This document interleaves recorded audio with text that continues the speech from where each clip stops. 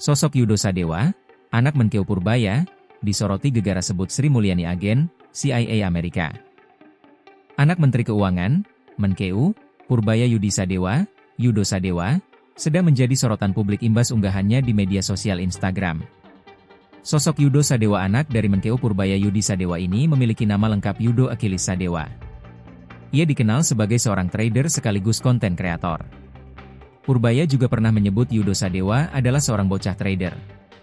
Si bocah trader lulus SMA, tulis Purbaya dalam keterangan postingan tahun 2023 silam. Tidak banyak informasi lebih lanjut terkait dengan biodata Yudo Sadewa. Diketahui sebelumnya, Purbaya Yudi Sadewa baru saja dilantik sebagai Menteri Keuangan oleh Presiden Prabowo Subianto pada Senin, 8 September 2025. Purbaya menggantikan posisi Menkeu sebelumnya Sri Mulyani.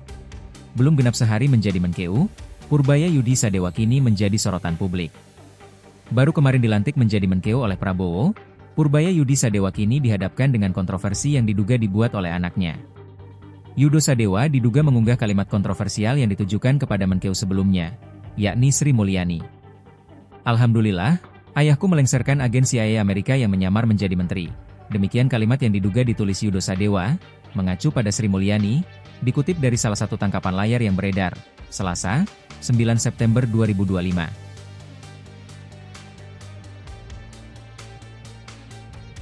Download Tribun X sekarang, menghadirkan lokal menjadi Indonesia.